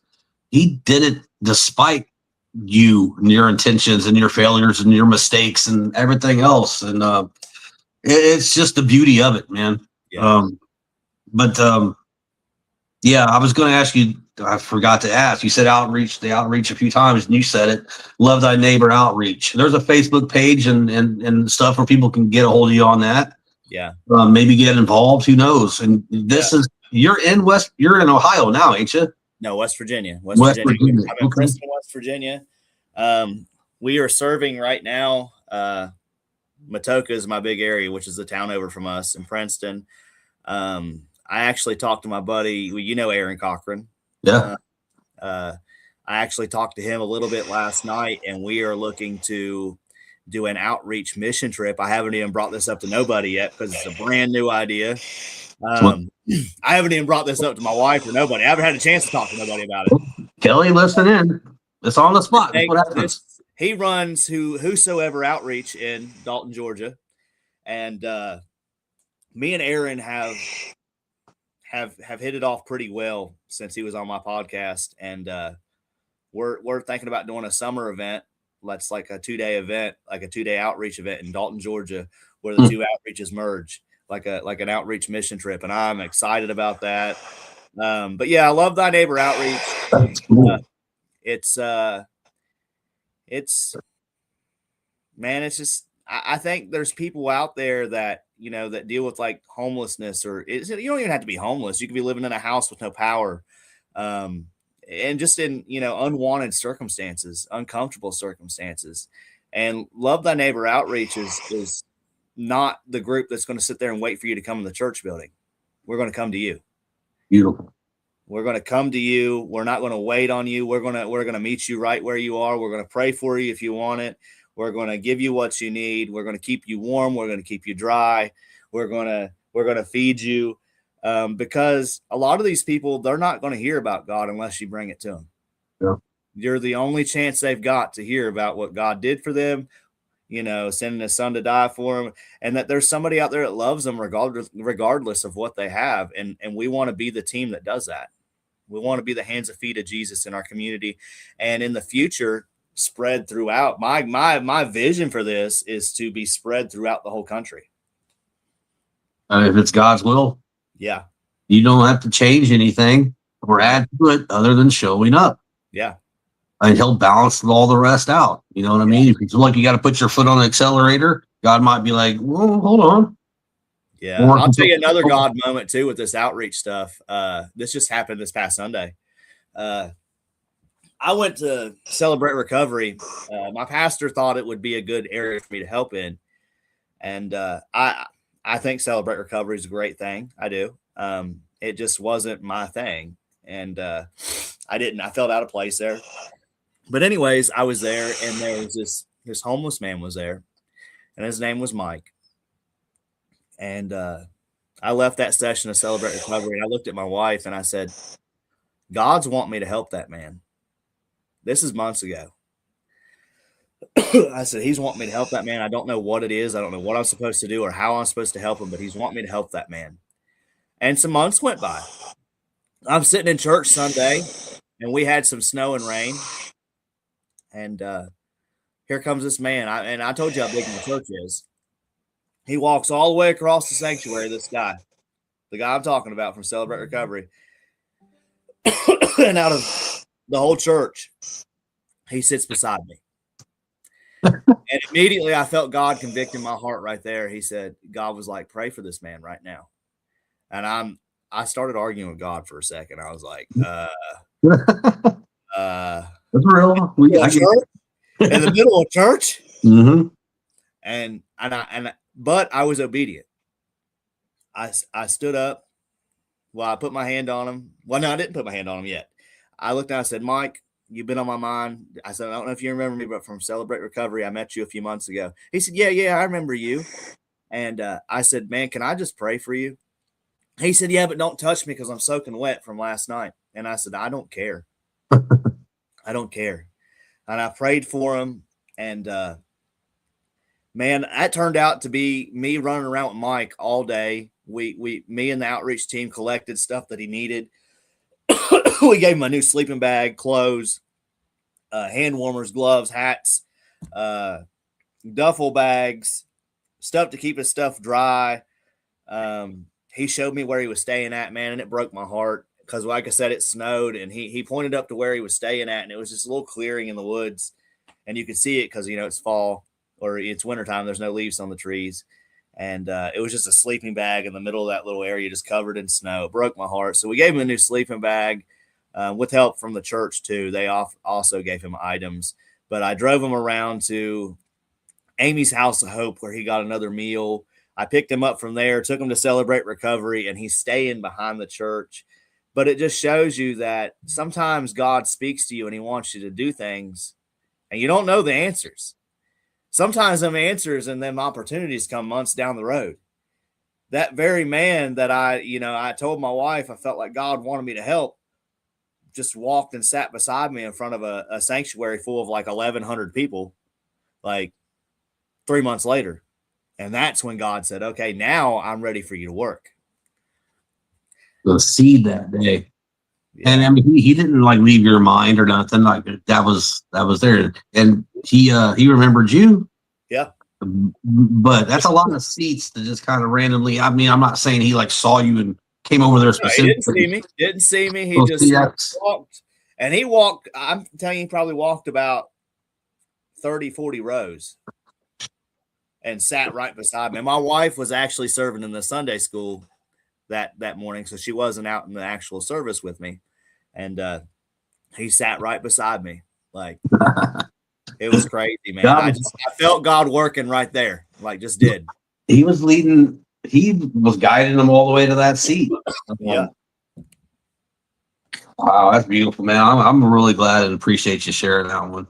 I mean, that might not be it though. You might see him again, or there might be something else. Who knows what God's doing on the work on his heart? Who knows what he might be using Mike for? Right now, Mike's in need, but that doesn't mean that within a month or 3 months down the line, he might be helping somebody else out. That's the beauty of it. Because just what you do for somebody else that's fantastic. But for us to think that like, oh God, thank you for helping me help this person, we stop there and not be like, no, please let that person help somebody else way more than I just helped him. Right. Because that's what God's trying to do. It's not just like, oh, thank you for giving me this opportunity. Pass that on for that person to even do more than what I just did or what you had me do. That's the beauty of it. I feel when God does something, there's so many multiple reasons for it, but a lot of times people will just be like, thank you for this one singular thing. And God's like, yeah, you're welcome, but there's ripple effects in every direction that you don't even see. I don't think that's being hopeful or whatever, wishful thinking. I believe that wholeheartedly. Like, yeah, this is happening, but this might happen because of that, and this, and that's out of our hands at that point. Yeah. But it doesn't just stop with like the good deed that we did. It's his works that are everlasting. My thing with outreach though is you get so many things, and it's great that people give stuff away. They donate stuff. It's great. Not everybody has a compassionate heart in every area that everybody else does. My mission with this outreach team is to not just hand somebody a box of food, not just hand them a coat and say, okay, I hope your day gets better. All right. My mission is to let you know that you're loved, remind you that you're not forgotten, remind you that you aren't written off by every single person in this universe. Oh. God loves you and that I love you. Yeah. And I mean, the beauty, that's so spot on. I mean, the thing about that is like, if you're in a position, God puts you in a position to help somebody who may be less fortunate at the time, that's beautiful. And you're being obedient, but God doesn't love you any more than the person you're helping.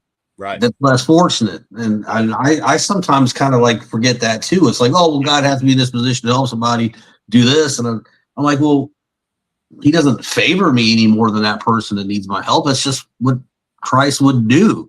I mean, he treated everybody the way that they deserve to be treated. I mean, some were not great people, but God was still fair and loving and spoke in truth. If there was the Pharisees he talked to, the tables that he flipped, and Peter when he told him to keep his eyes on him. I mean, it was all out of love and truth. Yeah. And compassion, even when it was correcting and chastising in some ways, which none of us can do that perfectly. We never will be able to. No. Man, this has been incredible, dude. I could talk to you for hours. I want to say this right quick because I see my wife put it in here, and she's got a knack for these kinds of things. And then God, I feel like he told me something. Have you heard of the name Bobby Hayden Jr.? No, I haven't. I'll have a conversation with you later on, but he was a child prodigy, musician, singer. He's been in bands. He was kind of big in the 80s and stuff. An addict on Skid Row. He did his On the Spot with us. He's got this ministry called Cardboard Box Ministry because he used to live in a cardboard box in Skid Row. Years of addiction, heavy addiction, brother, heavy drugs. Had a God moment, got his life all turned around, still plays music, but he uses it to go out to different rehabs and sober houses and places and churches and share his story and offer, prayer and service and all this stuff. And he's such a wonderful individual. He's well in his, I think, early 70s, man, but he's got more energy than most 20-year-olds I know. And I've stayed in contact with him somewhat. He travels all over. He's been in Georgia, Alabama. I think he's coming up north, but he's always saying, man, like, just tell everybody I'll come. He's like, tell your church I'll come and this and that and the other. And I'm just saying that's somebody I'd like for you to at least think about talking with. And like, you never know, you might be able to hit it off. I don't mean to impose or anything like that, but it's somebody I'd like for you to at least maybe talk to or contact in some way. Not that you need him for anything like that, but with what you're doing and with the thing with Aaron and how he is, I've gotten to know him. You never know. This outreach thing might grow bigger than just two. Just because he would show up and then you'd have entertainment and then prayers and stuff like that with him sharing a story. But he's a great dude. I'll tell you more about him when we get off. I'm excited to hear about him, man. You hear his story. I think all the different outreach teams need to work together. I don't think it should be, hey, I'm against this outreach. No, I think you all got to put your heads together and your hands together and your feet together and be one walking body of Christ. It's strength in numbers. I mean, the kingdom is one giant kingdom of like your outreach, and Aaron will get in there. You know what I mean? So why not get together down here to get more numbers up there? Yes. I mean, so it's just, I know his heart. We've had conversations. There's nothing you won't like about him. And I didn't want to at least like just not say anything. And who knows? So God will take it from there. Like I said, we'll talk about that later on. But once you hear his story, he talks to you, you're going to be hard. It's going to be hard for you to be like, he's just that good of a guy, man. And he's all about Christ. Let me see. I think I got one more question for you, and then some final stuff from you at the end. I've heard you. I love this about you. I seen a post a few weeks ago, not long after I did my testimony with us, where I guess you get some naysayers, some haters saying you're only doing this man. for money. Have you made millions yet? Not money, not necessarily money. But what do you say to the naysayers and the ones that say you're just doing this to get clicks and likes and whatever else, that you don't really feel this? Oh, I feel it, buddy. I'm an emotional Christian. I get teared up. When I start thinking about what my father did for me, buddy, I get tore up. If I'm praising in church, I get tore up. Does it bother you that some people doubt you? Does it bother you that some people doubt you? When Satan wants to attack me, yes. Oh, okay. But I had a little scenario a few weeks ago, and a young man at work really woke me up. I was guilty of, going to work and still hanging out with the same people that I did before, not engaging in conversations that I did before, but being there to hear them, laughing about them. And I wasn't showing the Christian attitude that I should at work. It was like I was flipping a switch. And, I got into it with a young man at work that I've worked with for a few years now. And me and him got into an argument and we said some things to each other that you just shouldn't say to each other. And one of the things he said to me was, something along the lines of, you're supposed to be the big preacher Christian. And, I got mad at first, but you know what? I went back to that kid a few weeks later, and I don't mean, I shouldn't call him a kid. He's just a lot younger than me. I shouldn't call him a kid. That was actually one of the things that got said in the argument, but he's younger than me. And the young man, he's not like actively in church. He's a regular, person that needs to get in church. He needs to get him and his family in church. But I went back to him and I thanked him for saying that. because with him saying that, it helped me grow, because I went back home and I thought about that. And I was like, you know what? As mad as I am at him, he's right. Huh. He's right. I still sit there and I gossip and I pick on people. And, I'm not saying all that has to go away. It doesn't. But when you put yourself out there as going to school to be a preacher and all that other stuff, it's got to stop. And I wasn't doing that. And he called me out on it. And God used that young man that day to convict me. He used him to convict me. And since that day, and I hope that he sees it now, that I told him that his comment affected me. I said, man, I said, I'm sorry for the things I said. I shouldn't have said it. And the one thing in particular you did say really had a big effect on me. And I appreciate you saying that to me, because I wasn't seeing that with my own eyes. Wow. And, he said, hey, man, no hard feelings. Because this has been, I'd say it was 2 months ago, maybe a month and a half ago this happened. And again, like I said, I'm still young in this walk. And there was things I hadn't let go of still. And I didn't even realize I hadn't let go of those things. Sure. And an argument with this young man reminded me that I hadn't. And I just thanked him. I said, you have no clue how much that helped me grow. That's a big moment. I separate myself from that stuff. I still hang out with my friends, but I don't engage in the same conversations. I don't think the same things are funny.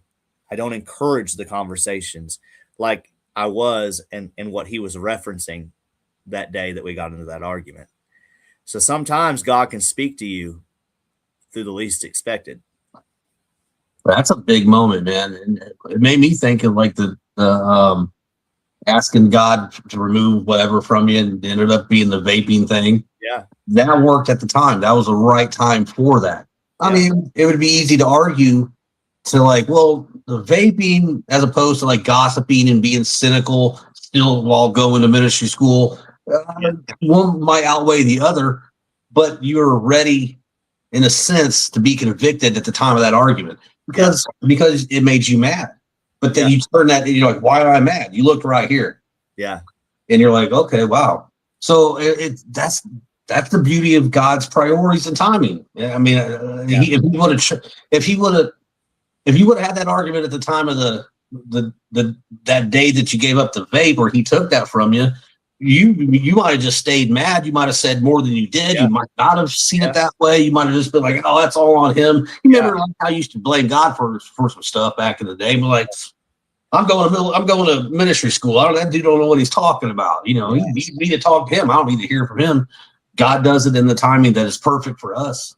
Yeah. That young man, his name's Derek, man. And as he matures and if he gets himself into church and he starts walking this kind of life, if he surrenders his life, he'll understand what I meant by telling him thank you, and something he said at the moment, as an argument of comment, he was being critical. Comments were trying to hurt the other person.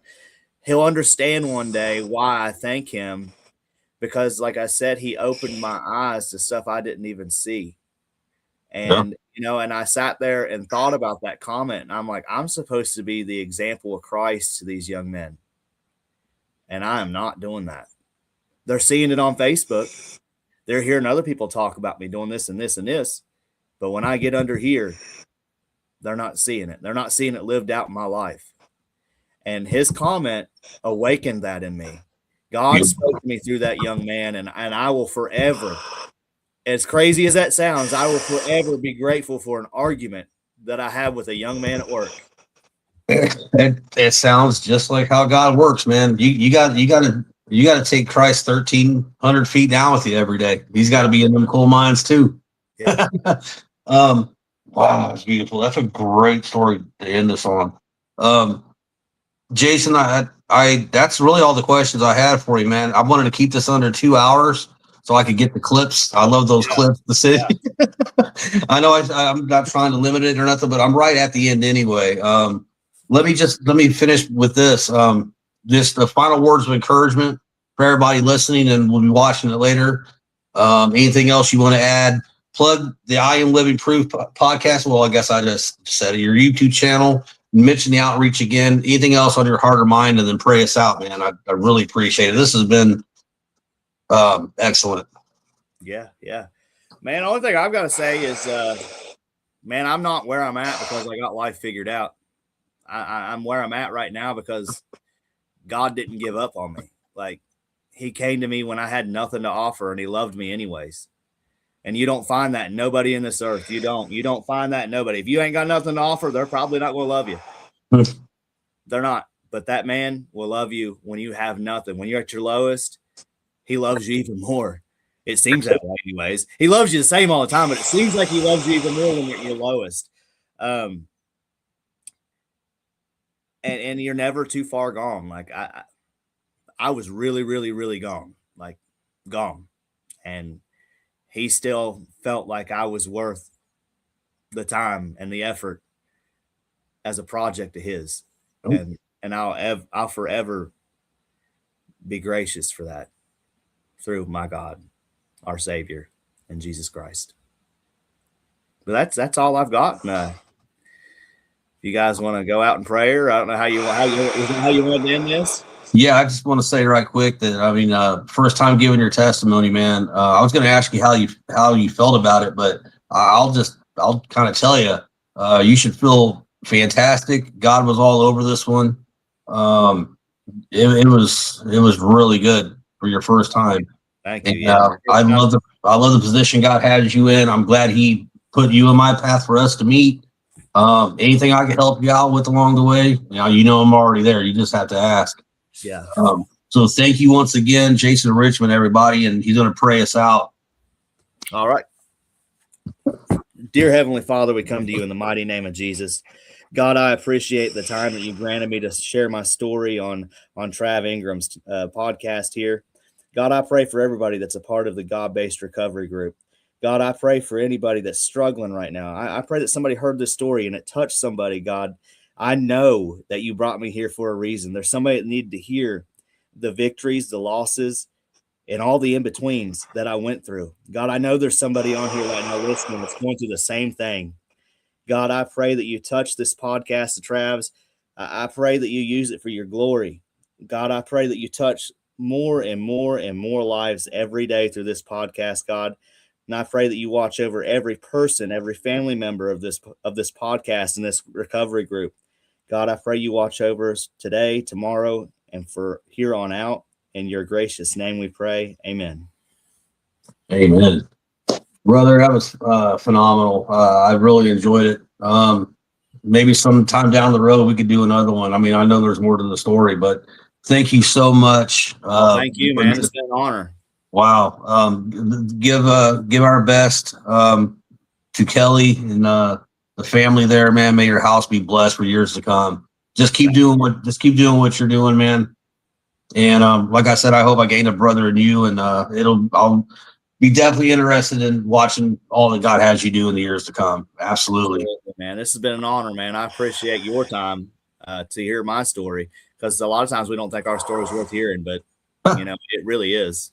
Well, if God had his hand in it, they're definitely worth hearing, man. Yeah. So, thank you, Jayson Richmond. Everybody was on the spot. Appreciate it. And go support him and his page and everything he's doing, man. Love Thy Neighbor outreach. Get involved if you can. West Virginia area. Jayson, thank you so much, man. Appreciate you. Thank you, man. God bless. God bless you.